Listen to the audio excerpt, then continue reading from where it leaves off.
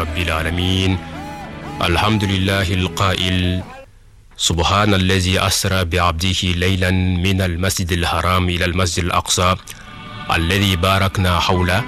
لنريه من آياتنا إنه هو السميع البصير. والصلاة والسلام على أشرف الخلق سيدنا محمد وعلى آله وأصحابه وأتباعهم بإحسان إلى يوم لا ينفع مال ولا بنون إلا من أتى الله بقلب سليم. أنبال مرسلمو السلام عليكم ورحمة الله تعالى وبركاته. ni wati na abe ka name auka rajo mali baka ni juma shuina inafo abo do chuko mina no iladaye ambal make ani ankaramu wana almami no Ustaz Suleiman Traoré aledebe ambulokoro anga wala abna dambo femi kan bisa odeye al Isra wal Mi'raj no e alakira sallallahu alaihi wasallam aka suratama ani aka sanayele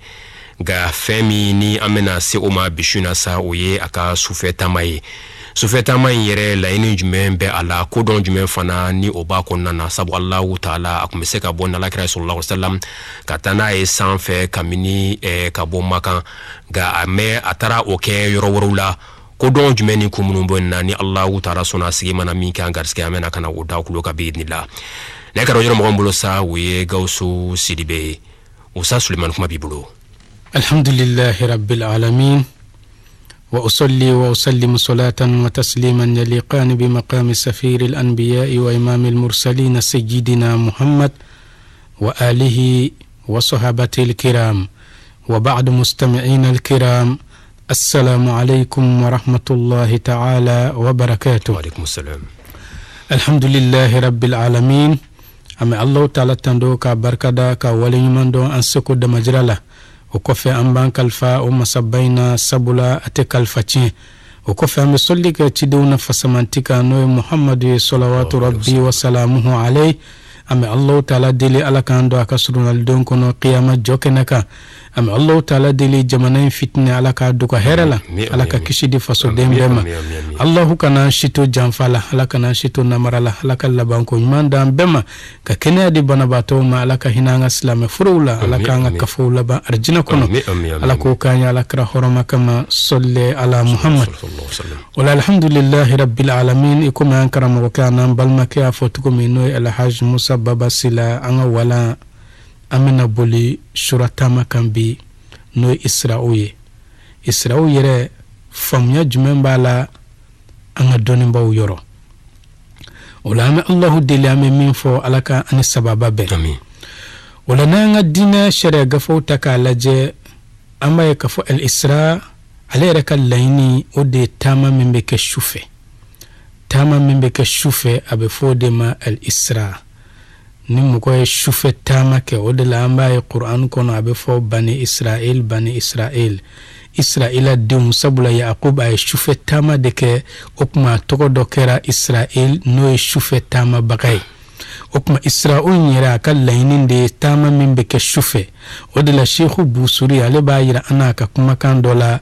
ako sarita min haramin laylan ila harami kama sara al-badru fi dajin min adh-dhulami ako Muhammadu kon surata mana shufe kabo horoma yoro dola noy al-Kaaba kata horoma yoro dola noy Baitul Maqdisi ikomi kalo kletan nani shube tama tukumi shudibifina dibila okuma nanye ni kuma kain taka laje ambaye kafo Sheikh Busuri ay alakra bonyugon feya ni kalo ya sabula alakra be ka tama shuddi bifina kumami kabo Makka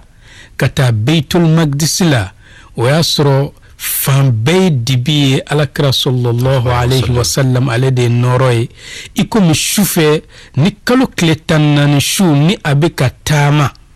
ibasro yorobe dibi nga kalo noro de beka fanto noro ya okuma ibe kalo yelema de sankaba chamanchela fanto ye dibi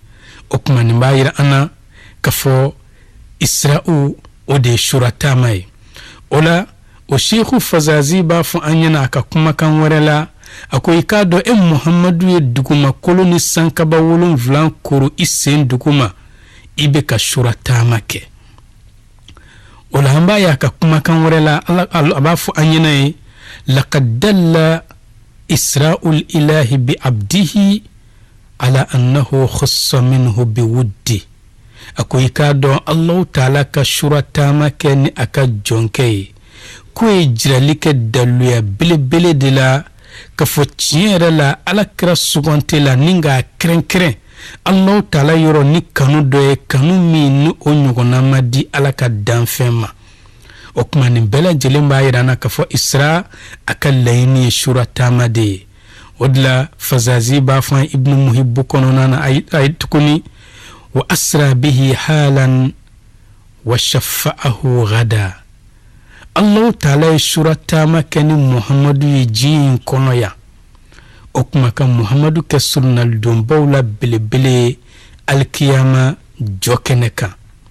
okuma ko jarat laylatul isra'i dhikran mukhallada akoy kado alakraka shuratama shu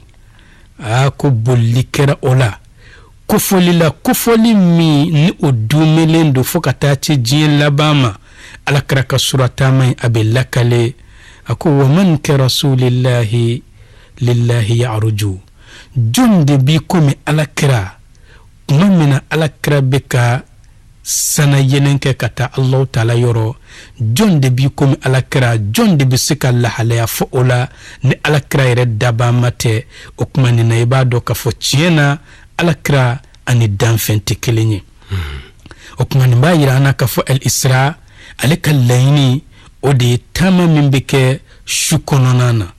ola naye o isra'in taka laje alakra sallallahu alayhi wa sallam abora makka alkaba kerefe kata beitul maqdis la walsa sana yelen ka kay sabla isra'u ode kabo makka kata beitul maqdis la mi'raju ode kabo beitul maqdis la kata yorola sanfelawna mate tukuya min don ni Allah ta'ala na ka kira irete nga kasro alakra Allah ta'ala kumisika shuratama inkenai alkabala sabula alkaba de ka koroka tume beitul maqdisika alkaba de kadi ala katime beitul maqdisika alkaba de fina kun krenkrenen ka bla alakranye nga muna alakra sallallahu alayhi wa sallam aka shuratama make alkabala fo Allah ta'ala sonaka tamani ay shufe kabo alkabala kata beitul maqdis la sana yelen ka soroka kay okuma kudon bele mimbe ola anga dina chebo ba irana ikomi sofwatu tafasir tigi ba fotugo mi noy ali sobuni ako kudon bele mimbe ala karaka shuratama na kabo alkabala kata beitul maqdis la kasroka bo beitul maqdis la kata sankaba wolon vlan sanfe ko kudon bele mimbala ko sabula beitul maqdis nabiyumu ni kafoyoro yende wan nabiyuman fentemena kata adam na fo isa Allah ta'ala wahyu jiga bela jilenka beitul maqdis de kono wan nabiyuman fentemena kata adam na fo isa a bela jilenka nabiyumana ka chidia kle dirama beitul maqdis de kono okuma ikume alakra ka shuratama anaka sana yele oye bunya ani karama tama ni asana yelende ye okuma Allah ta'ala ya layni chidon yere fene kase ka bunya ni korota soro ni alakra okuma yani alakra ka yelen kase ale yoro okuma chidon ni alakra ka nyogonye folo nu ye nyogonye beitul maqdis la ikumi chidiya ni nabiyumaya kle dira olu de ma beitul maqdis la okuma nabiyumaya kle min dira uma beitul maqdis la uka kle la seki kadi chemi no de kadi alaye no de kafsa no luka nabiyumaya sabatira ni o cheinde ye okuma uka kle la seki oma o de bena danfon sama kabo halaki badinge ukono ninga tanu ye kishi tenten kunka foka to laba arjina kono okuma nabiyumaya kle dira aw ma beitul maqdis de la chemi ni aw kunna kena fura yana kana okuma kle bina di o cheima iko minye kle di aw ma beitul maqdis la okuma ay kle la seki o beitul maqdis kelena o kuma alakira sallallahu alayhi wa sallam a taa kun belebele kodɔn min bɛ a la o de ye cidenw ka se ka bonya sɔrɔ ni a yeli ye o kɔfɛ u ka tila ka nabiɲumanya tile lasegin a ma. mais Usa Suleiman e ko alkaba kuma min na i bɛna kuma nin kan c'est à dire kun min bɛ alakira sallallahu alayhi wa sallam a bɔli magan yɛrɛ la n'o ye masjidil haram ye ka taa a kunda Baitul Maqdis la n'o ye Jérusalem ye. I ko munna o kun min b'o la alkaba o ka di ala ye ka tɛmɛ fɛn kan Baitul Maqdis kan mais ne ma min faamu e jaabi min di kiraw bɛɛ lajɛlen ka fɔ yɔrɔ kɛra Baitul Maqdis parce que i y'a o k'a kun ye mais alkaba dun sera ka bonya jumɛn sɔrɔ min bɛ alkaba fisaya ni Baitul Maqdis ye kiraw bɛɛ dun ka fɔ yɔrɔ est ce que bonya b'o kɔfɛ wa. alhamdulillahi rabbil alamin kiraw bɛɛ lajɛlen ka fɔ yɔrɔ o ye Baitul Maqdis ye mais n'i ye kiraw bɛɛ fara ɲɔgɔn kan o kuma kiraw bɛɛ lajɛlen ka kiraya sabatira n'u ka seereya ye ni alakira ka cidenya de sallallahu alayhi wa sallam o kuma ciden o ciden ni e ma sabati ka fɔ ko i sɔnna ni tile ni alakira tile bɛnna e b'i ka cidenya bila ka kɛ alakira nɔfɛmɔgɔ ye o kuma i k'a dɔn e tɛ se ka kɛ ciden ye o de la alakira ko sallallahu alayhi wa sallam a ko hali n'a y'a sɔrɔ Musa kun ɲɛnɛma don ka sɔrɔ ka bɛn ni ale Muhamadu ka cidenya wagati ye ko foyi kun tɛ Musa kɔ disi yiriwa fo a ka tugu ale Muhamadu kɔ o kuma ciden bɛɛ lajɛlen nana de ka kɛnɛ labɛn ka kɔn alakira naliɲɛ sallallahu alayhi wa sallam o de la n'i y'a jateminɛ misaliya surun an ka diɲɛ jamanaw yɛrɛ sigicogow la i b'a sɔrɔ minisɛri bɛ yen minisiri bɛɛ bɛ ɲɔgɔn sɔrɔ yen minisiriw de ka ca nka président i b'a sɔrɔ ale ka palais kɔnɔ ale kelen de bɛ yen nka minisiri n'a ka caya minisɛriw de valeur ka bon wa président ka palais de valeur ka bon o kuma siga t'a la président ka palais de valeur ka bon o kuma n'i ye alikaba ta k'a lajɛ ale de ka di ala ye ka tɛmɛ Baitul Maqdis kan sabula alikaba jɔra o san 40 de Baitul Maqdis jɔra o la n'an y'an ka tariku dɔ lajɛ n'u b'a fɔ ma tariku Makka ale b'a yira an na a bɛ kumakan 3 ɲɔgɔnna fɔ alikaba la kumakan fɔlɔ o de ye ka fɔ alikaba ka kɔrɔ ka tɛmɛ dugumakolo kan ni san 2000 ye nka dugumakolo de fonina ni alikaba ye kumakan filanan o b'a yira an na ka fɔ alikaba i k'a dɔn mɛlɛkɛw de y'a jɔ dugumakolo kɔ kan kumakan sabanan ko alikaba Ibrahima de y'a jɔ Adam n'o ye danfɛnw bɛɛ lajɛlen fa ye k'o de ye alikaba jɔ dugumakolo kɔ kan o de la tufana ji ale alikaba gosi k'a tɔ to a sipasima ye an b'o dɔn mun na k'a fɔ Ibrahima y'a sɔrɔ alikaba sipasima bɛ yen ale m'a da sabula Alahu taala b'a fɔ kuranɛ kɔnɔ wa idh yarfa'u Ibrahimul qawaida minal bayt o kɔrɔ ye k'a kun bɛ Ibrahima m'a da parce que ala ma wadi o fɔ a ko kuma min a bɛ k'a kɔrɔta sabula tufana ji ye alikaba gosi k'a koko bɛɛ lajɛlen ci ka bɔ yen foyi ma to dugumakolo kɔ ka tufana nalen kɔfɛ fo n'a bɔra Nuhu n'a ka kulun kɔnɔmɔgɔw la. Qawaidu ye mun ye nɔ o de ye alikaba jɔsenw ye a pied alikaba bɛ pied min kan kuma min na Ibrahima bɛ k'o pied in kɔrɔta ani Ismail o kuma o kun bɛ to ka duwawu kɛ o kuma o b'a yira an na k'a fɔ alikaba kun bɛ yen bon donc alikaba ale de ka di ala ye ka tɛmɛ Baitul Maqdis kan ale de ka bon Alahu taala yɔrɔ ka tɛmɛ Baitul Maqdis kan wa a ka kɔrɔ ni Baitul Maqdis ye wa danfɛn min ka d'a ye ni danfɛn bɛɛ ye o kuma o de ka kɔrɔn fɛnɛ kɛra alikaba ye tugun bismillah o kuma nin b'a yira an na k'a fɔ alakira sallallahu alayhi wa sallam ale de ka bon ale de ka di Alahu taala ye i komi alikaba de fɛnɛ ka bon cogo min a ka di ala ye ka tɛmɛ Baitul Maqdis kan o de la alakira sallallahu alayhi wa sallam kuma min na n'a sera Baitul Maqdis la ni cidenw ye bonya sɔrɔ n'a ka ziyara ye o kɔfɛ cidenw ye nabiɲumanya tile ta ni k'a lasegin a ma sabula tile min n'a kun bɛ Bani Israɛlakaw ka bonda la n'o ye cidenya ni nabiɲumanya tile ye o kuma a ka lasegin ka taa Abdullahi denkɛ ma n'o ye Kasimu fa ye min ni ale de bɛna danfɛnw bɔ halaki ba dingɛ kɔnɔ k'u bila kisi tenten kun kan fɔ arijinɛ kɔnɔ o kuma u ye tile in lasegin a ma o de kama Alahu taala ye ciden bɛɛ lajɛlen yamaruya o kuma alakira ka seli n'u ye ale de ye alimami ye ciden bɛɛ lajɛlen ka jɔ alakira kɔfɛ o kuma Allah taala ye ɲiningali kɛ yala maa bɛ aw cidenw na min ma sɔn alakira ka ɲɛmɔgɔya ma wa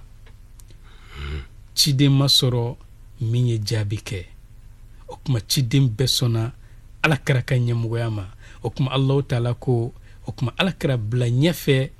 i ka cidenw ani nabiɲumanw i ka jɔko fila seli n'u ye ala millati Ibrahim muna alakira ka taa ɲɛfɛ li annahu huwal imam sabula ni alimami nana ka ban sira bɛ bila ale de bɛ taa ɲɛfɛ o kuma alakira sallallahu alaihi wasallam a ye jɔko fila seli ni ciden ninnu ni nabiɲumanw bɛɛ ye Ibrahima ka taa sira kan kuma min na ni salamu bilala Allah taala ye aya dɔ jigin alakira kan a ko was'al man qad arsalna min qablik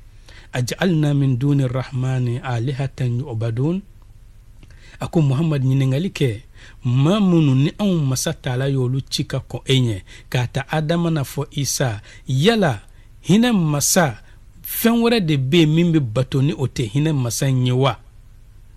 alakira ko sallallahu alaihi wasallam a ko Allah taala ma ne bɛ maloya ka cidenw ɲininka na sabula danfɛn bɛɛ lajɛlen bɛ seereya k'a fɔ Allah taala ye masa kelen de ye fo ka taa se bakɔnɔ jɛgɛw ma fo ka taa se gereka sogow ma o kuma olu bɛɛ lajɛlen seereyalen don ni min ye i k'a dɔn ne Muhamadu bɛ maloya ka cidenw ɲininka o la o kuma an b'a dɔn o la k'a fɔ ciden bɛɛ lajɛlen cira ni kumakan kelen de ye n'o ye la ilaha illallah o kuma ciden bɛɛ lajɛlen bɛ o drapeau kelen de fɛnɛ duguma o kuma alakira sallallahu alaihi wasallam busuri b'a fɔ an ɲɛna o kumakan in na wa qaddamatka jami'ul anbiya'i biha wa rusula taqdima makhdumin ala khadami a ko i k'a dɔn e ka sura taama su kuma min na i sera beitul magdisi la cidenw ni nabiɲumanw bɛɛ lajɛlen ye e Muhamadu bila ɲɛfɛ sabula e de ye alimami ye i komi baara patron bɛ bila cogo min a ka manevuru ɲɛfɛ ni patron kun bɔra ka ban wajibi manevuru bɛɛ lajɛlen bɛ mɔsɔn de o kuma alakira sallallahu alaihi wasallam n'ale kun bɔra ciden bɛɛ lajɛlen bɛ segin kɔfɛ sabula olu nana de ni ka kɛnɛ labɛn ka bila ale ɲɛ a bi komi misali n'a fɔra k'a fɔ ko ɲɔgɔn ye kɛnɛba dɔ bɛ yen ko minisiri kan ka na yani minisiri ka na wala ardi anw masa taala ye yirali kɛ Ibrahima la nga o tɛ sura taama ye sankaba maraw ani dugumakolo maraw Allah taala y'o yira Ibrahima la nga o kɛra ɲɛ min ka Allah taala b'o de dɔn nga o ni sura taama tɛ kelen ye o kuma Yakub ale ye sura taama min kɛ o ni alakira ta in fana tɛ kelen o de Yakub a bɔra dugu dɔ la ka taa dugu dɔ la sufɛ o kuma a bɛ fɔ o de ma a ye sura taama min kɛ nga alakira ta in nin de kɛrɛnkɛrɛnnen don alakira kelen pe ye danfɛn foyi ɲiyɔrɔ tɛ nin na nin sura taama in ɲɔgɔnna ma kɛ ala ka danfɛn fɛ mɛlɛkɛ ma nin ɲɔgɔnna kɛ kuma tɛ adamaden ma jinɛma ɲɔgɔnna kɛ danfɛn foyi ma nin taama in ɲɔgɔnna kɛ ni alakira kelen pe tɛ o de la a ko Fazazi ye kumakan min fɔ an ye an ka kumakan daminɛ yɛrɛ la o b'a yira k'a kɛrɛnkɛrɛnnen don ni alakira kelen pe sabula ko laqad dalla isra'ul ilahi bi abdihi ala annahu khusso minhu bi wuddihi sabula kanu dɔ de bɛ yen alakira kɛrɛnkɛrɛnna ni o ye o kuma o kanu in alakira ye kɛrɛnkɛrɛnni min kɛ ni o ye o kuma Allah taala fɛnɛ y'a kɛrɛnkɛrɛn ka nin bonyaba in kɛ ale kelen ye min ni danfɛn ma a jɛɲɔgɔnya o la o kuma a daminɛna alakira la wa a laban ye alakira de ye fɛnɛ a tɛ kɛ tugun fo ka taa min kɛ o kuma o sura taama in n'an y'a ta k'a lajɛ an ka jɔyɔrɔ naani na a la o de yala Isra'u in kɛra ni alakira farikolo n'a ni de ye wa walima sura taama in kɛra ni alakira ni dɔrɔn de ye o kuma nin ye ɲininkaliba ye nka dɔnnikɛlaw ye kumakan fila fɔ nin na n'an ye Ali Muhammad Ali Sobuni ka gafa lajɛ n'o ye Sofwatu Tafasiri ye ale b'a yira an na k'a fɔ alakira ka sura taama a kɛra ni a ni n'a farikolo ye ɲɔgɔn fɛ k'a sɔrɔ alakira b'a ɲɛna wa sunɔgɔ yɛrɛ tɛ n'a ye tafsiru hashiyatu sowi fɛnɛ lajɛ ale b'o kuma kelen sɔn ji la a ko alakira ka sura taama kɛra ni farikolo ni ni ye kumakanw na kɛnɛma na tɛgɛ bɛ turu min kan o kuma o b'a yira k'a fɔ ko kumakan wɛrɛ bɛ yen ibnul qayyim al-jawzi ni y'an ka diinɛ cɛba dɔ fɛnɛ ye ale ko k'i k'a dɔn alakira ka sura taama kɛra ni a farikolo a n'a ni ye kumakanw na kɛnɛma na i komi rahikul maktum tigi b'o fɔ an ɲɛna cogo min ismail bun kasir n'an b'a fɔ a ma tafsir ibnu kasir ale ka tafsiru kɔnɔna na ale ko dɔnnibaga sɔn caman olu bɛɛ lajɛlen y'a sabati k'a fɔ alakira taamana ni a farikolo ni a ni ye k'a to a ɲɛna sunɔgɔ tɛ a la a ko nka ko an kɔni tɛ nangaroli kɛ maaw ka kumakan na maa minnu bɛ a fɔ k'a fɔ ko alakira ni dɔrɔn don ko n'u y'a laɲini de k'a fɔ ko alakira sukora ka taa sura taama na o kɔfɛ a kɛra kɛnɛ kan k'an t'o tigilamɔgɔ sɔsɔ ko sabula an ba Aisha b'a lakale an ye alakira tɛ suko foyi kɛ fo ka kɛ i komi sɔgɔmada kɛnɛ a bɛ sabati i komi a y'a ye cogo min o kuma ko n'u y'a fɔ k'a fɔ ko alakira sukora yanni sura taama ka kɛ hakika la a y'a ye suko la o kɔfɛ a kɛra kɛnɛ kan n'a ni n'a farikolo ye o kuma ko o tɛ nangaro mɔgɔ fɛ i n'a fɔ a sogora événement in na après a kɛra sabula nabiɲumanya yɛrɛ daminɛna bi ru'ya as-saliha o kuma ko ni mɔgɔ min ko ten k'a sukora la o kɔfɛ a sɔrɔla ka kɛ ko an t'o tigilama sɔsɔ sabula ni alakira ye suko min kɛ o bɛ kɛ siga tɛ o la o b'i komi sɔgɔmada kɛnɛ o kuma ibnu kasir ale nana ni daluya saba ye min b'a yira k'a fɔ siga t'a la alakira ka sura taama a kɛra ni a farikolo n'a ni de ye a daluya fɔlɔfɔlɔ ibnu kasir ko k'a b'o ta Allahu taala ka kuranɛ ba in kɔnɔ sabula Allahu taala ko subhana alladhi asra bi abdihi laylan min almasjid alharam ila almasjid alaqsa alladhi barakna hawla o kuma ko ni daluya fɔlɔfɔlɔ ye min b'a yira ko sura taama in kɛra ni alakira ni a n'a farikolo ye Allahu taala ko subhana alladhi saniya bɛ masa ye asra bi abdihi min taamana n'a ka jɔnkɛ ye o kuma ko ni Allahu taala ye ka subhanalahi fɔ ko ko la o ye ko ba de ye ni ala ko fɛn o fɛn ma ko subhanallah o kuma ko ye ko ba de ye o kuma ko n'a y'a sɔrɔ sogo de don ko alakira kun ye sura taama in kɛ sunɔgɔ de la o kuma ko a kun tɛ a bonya ni subhanalahi ye sabula Allahu taala bɛ kuma alakira ka sogo wɛrɛw kan wa ma ja'alna ru'ya allati araynaka illa fitnatan linnas o kuma n'a y'a sɔrɔ k'a fɔ ko ba kun don ko ba kun tɛ fo sogo dɔrɔn de don o kuma ko Allahu taala kun tɛ subhanalahi fɔ o kuma nin min filɛ nin ye sogo de ye Allahu taala ko anw ma Muhamadu ka sogo kɛ dɔwɛrɛ fo an ye maaw lajarabi ni a ye de mais Usa Suleiman n'o y'a sɔrɔ a ɲɔgɔn kɛ maa ye ni a kɛra ale ye est ce que o waati la a tɛ koba ye wa alhamdulillah koba don nka n'a kɛra sogo ye a n'a kɛra kɛnɛ kan a tɛ se ka kɛ olu tɛ kelen ye wala sabula sogo la ko bɛɛ bɛ se ka kɛ sogo la o kuma kɛnɛkana o de ye hakika yɛrɛ ye o kuma ko n'a y'a sɔrɔ sogo don Allahu taala kun tɛ subhanalahi fɔ o kuma Allahu taala b'a fɔ fɛnɛ Ibrahima ka kiri la inni ara fil manami anni azbahuk kantigɛli ye koba de ye nka mun Allahu taala ma subhanalahi fɔ sabula a kɛra sogo de la o kuma o b'a yira an na k'a fɔ n'i ye Allahu taala ye subhanalahi fɔ ko koba de don o kuma ko min b'a yira halisa k'a fɔ sura taama in a kɛra ni ani farikolo ye sogo tɛ ko n'a y'a sɔrɔ sogo de kun don ko alakira ko n sogora o kuma ko kafiriw kun tɛ girin ka alakira kalontigiya